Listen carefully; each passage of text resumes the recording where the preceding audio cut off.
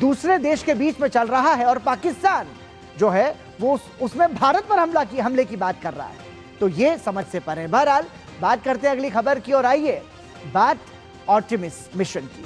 NASA का Artemis mission 4 अंतरिक्ष यात्रियों के साथ चंद्रमा की दहलीज को छूकर धरती पर वापस लौट आया है। सुबह 5:37 पर ओरियन कैप्सूल अमेरिका के सैन डिएगो के तट के पास प्रशांत महासागर में स्प्लैश डाउन हुआ। यह मिशन 2 अप्रैल को लॉन्च हुआ था और 1972 के बाद यह पहली बार है जब इंसान चंद्रमा के इतने करीब पहुंचा है। आर्टेमिस 2 के अंतरिक्ष यात्रियों ने 6 अप्रैल को पृथ्वी से सबसे ज्यादा दूरी तक यात्रा करके किसी भी इंसानी अंतरिक्ष मिशन का रिकॉर्ड तोड़ा था।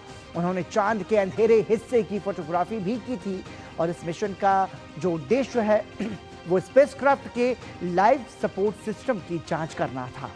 मिशन अभी चंद्रमा की सतह पर नहीं उतरा, लेकिन भविष्य में चंद्रमा पर इंसानों के बसने का रास्ता यहां से आसान बनाएगा।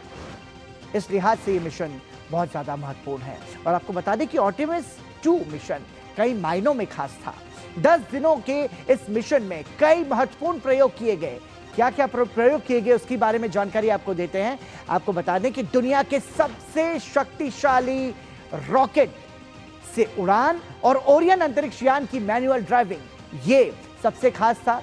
और दूसरा दिन जब हुआ तो उसमें पृथ्वी की कक्षा छोड़कर चंद्रमा की ओर आगे बढ़ना और व्यायाम मशीन का परीक्षण भी इस दौरान किया गया। तीसरे दिन की यदि बात करें तो गुरुत्वाकर्षण के बिना काम करने का प्रशिक्षण और अंतरिक्ष में सीपीआर का प्रदर्शन, ये वहां पर प्रयास किए गए। चौथा दिन जो था वो भी अपने आप में महत्वपूर्ण था। पृथ्वी और चंद्रमा की तस्वीरें लेना और अंतरिक्ष यान की दिशा ठीक करना, यह प्रयास था। जबकि 5वें दिन पृथ्वी का खिंचाव खत्म हो जाता है और चंद्रमा के गुरुत्वाकर्षण क्षेत्र में वो प्रवेश कर गए और स्पेस सूट की एक तरीके से पूरी जांच 5वें दिन की गई। छठे दिन की बात करें तो चंद्रमा की सतह से ठीक 6400 किलोमीटर ऊपर से गुजरा और नई जगहों से डेटा इकट्ठा किया उनके इस यान ने। और 7वें दिन चंद्रमा को अलविदा कह दिया और स्पेस स्टेशन में मौजूद सहकर्मियों से बात की।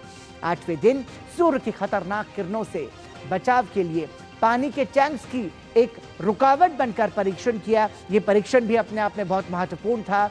और 9वें दिन लैंडिंग के लिए जरूरी खास कपड़े पहने और अपना सामान पैक किया। जबकि 10वें दिन 26,000 किलोमीटर प्रति घंटे की रफ्तार से वायुमंडल में प्रवेश किया और समुद्र में स्प्लैश डाउन, एक तरीके से बहुत ही सुरक्षित लैंडिंग हुई।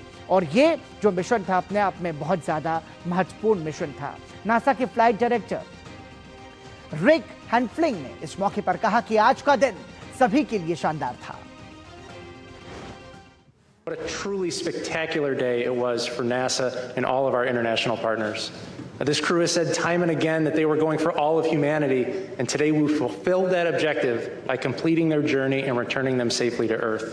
I've got a few stats for those who are interested, courtesy of the Flight Dynamics Officer in Mission Control. Integrity and her crew of 4 astronauts flew 700,237 miles. We reached a peak velocity of 24,664 miles per hour. We hit our flight path angle target within 0.4%.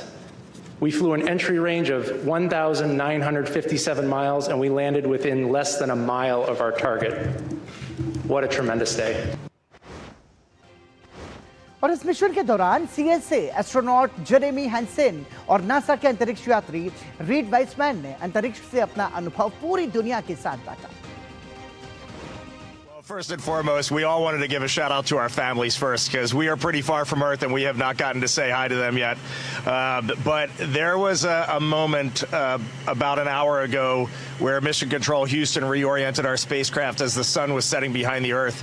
And I don't know what we all expected to see in that moment, but you could see the entire globe from pole to pole. You could see Africa, Europe, and if you looked really close, you could see the northern lights. It was the most spectacular moment, and it paused all 4 of us in our tracks.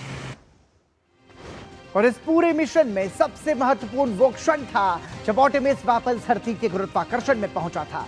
धरती के वायुमंडल में प्रवेश करते समय Orion spacecraft की रफ्तार 40,000 से 42,000 किलोमीटर प्रति घंटा थी और ये इंटरनेशनल स्पेस स्टेशन से लौटने वाले यानों की तुलना में बहुत ज्यादा है।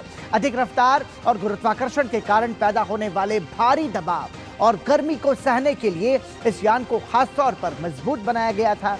यान जब करीब 22,000 फीट की ऊंचाई पर था तो ड्रॉप पैराशूट खुले और पैराशूट ने समुद्र में गिरने से पहले ओरियन की रफ्तार कम की और उसे स्थिर बनाया।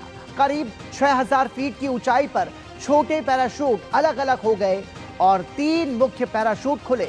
इससे ओरियन की रफ्तार घटकर 218 किलोमीटर प्रति घंटे से भी कम हो गई और रफ्तार धीमी होकर सिर्फ 51 किलोमीटर प्रति घंटा रह गई और ओरियन सैन डिएगो के तट के पास प्रशांत महासागर में सुरक्षित उतर गया।